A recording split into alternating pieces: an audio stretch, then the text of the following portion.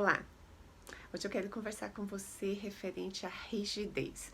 Não a rigidez da artrose, a rigidez muscular.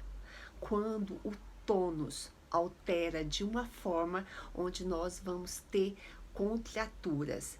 E mediante as contraturas, nós verificamos que o paciente está rígido. E essa rigidez vai chegando a nível articular. Então, suponhamos que o seu paciente ainda não veio a ter a rigidez. Então, nós devemos tentar prevenir. Por quê? A rigidez com o paciente demente, ele pode ocorrer em qualquer parte do corpo.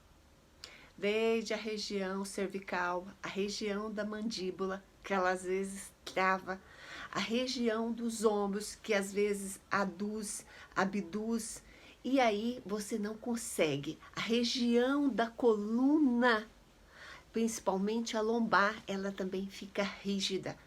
A região da pelve, os músculos adutores também se encolhem.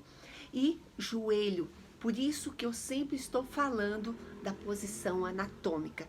Por isso que eu estou dizendo que quanto mais nós permitirmos que o paciente fique em pé, melhor vai ser para ele.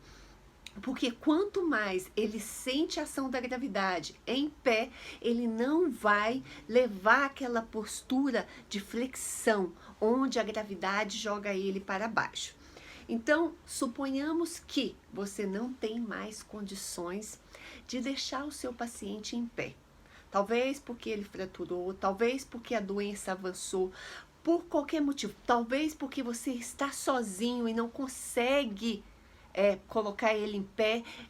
Pode criar, sim, um meio dele ir ao chão e ter uma queda. Então, nós devemos lembrar da relação. Qual é a melhor postura? Se ele for ficar sentado, então evite que ele fique inclinado, porque às vezes a inclinação já é uma possível contratura de alguns músculos. Então tente, mesmo que seja com apoio, com almofada, colocar ali para que ele possa melhorar a postura. Se ele também, a mandíbula está travada, tenta relaxar, tenta ver meios para soltar. Sempre eu estou dizendo que o reabilitador, o fisioterapeuta, ele tem muito o que oferecer.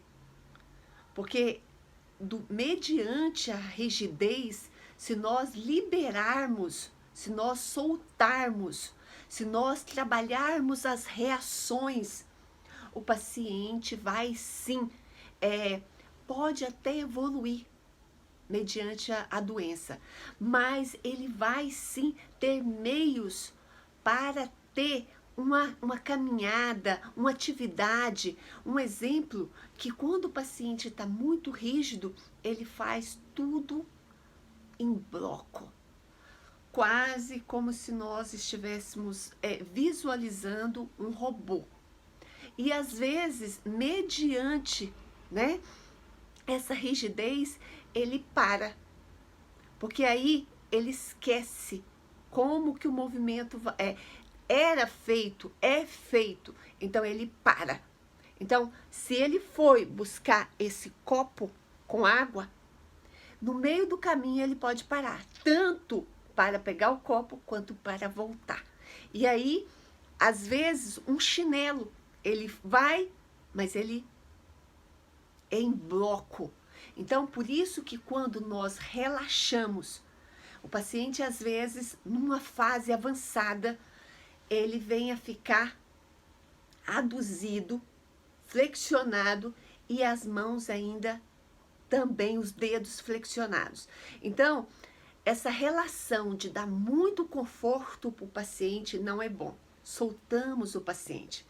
Mas eu falei da posição sentada. Então, vamos pensar na posição deitada.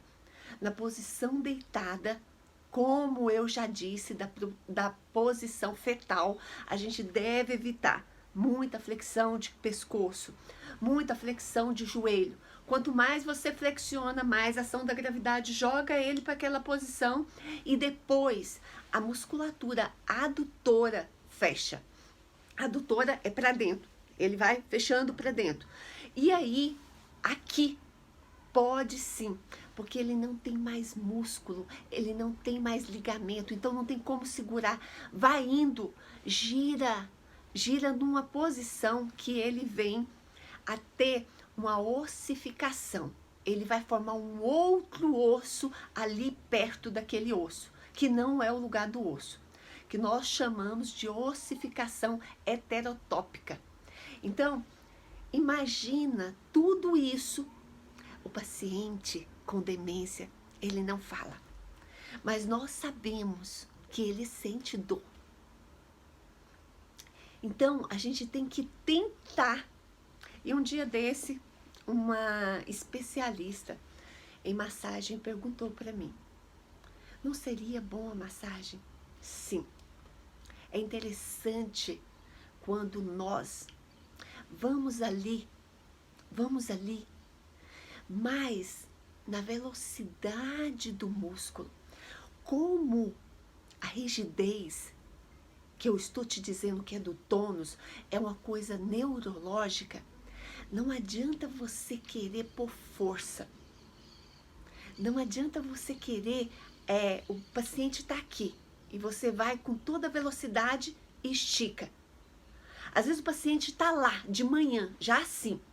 Aí você pensa, não, eu vou lá e vou fazer exercício com ele. E começa. O caminho não é esse. O caminho é você fazer uma massagem, ir liberando lentamente, até ganhar amplitude, confortável, gostoso para o paciente.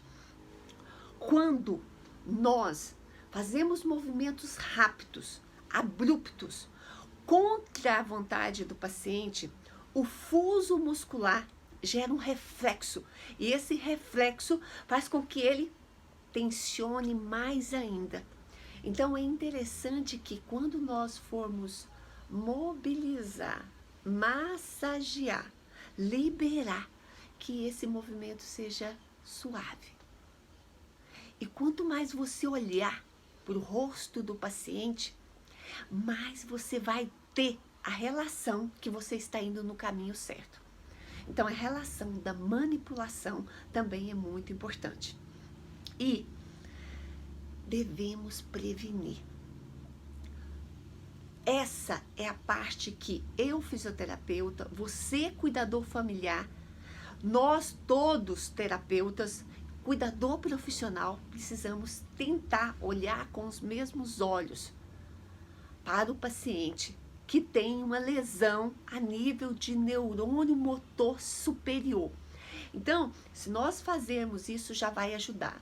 Mas, muitas vezes, mesmo prevenindo, mesmo tentando, nós sabemos que as complicações vão ocorrer.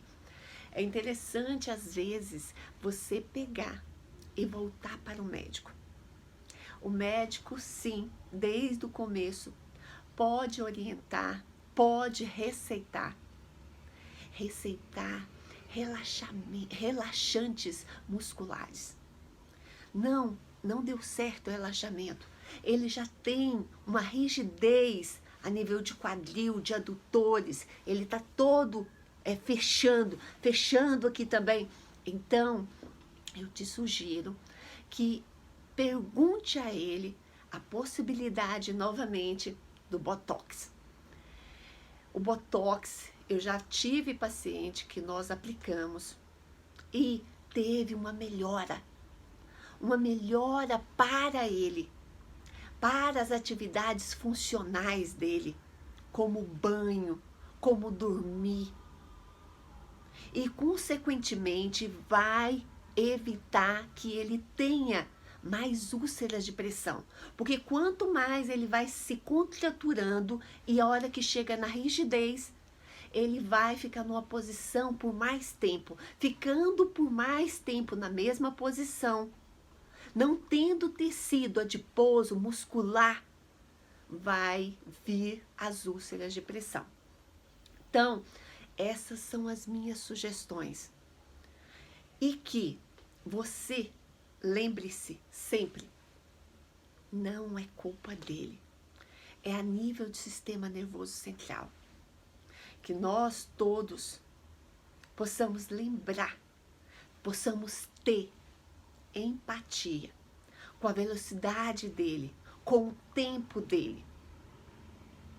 E se nós olharmos dentro dos olhos e demonstrarmos que a gente está lado a lado na travessia, vai ser mais fácil para ele.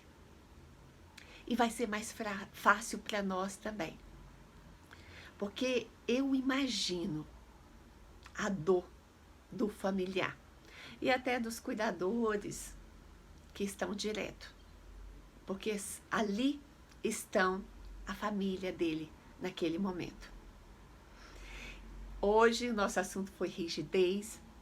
Muito obrigada. Obrigada a todos que estão gostando dos meus vídeos, que estão compartilhando a sua vivência. E às vezes eu me deparo até com vídeos do familiar, dos pacientes, e eu me emociono.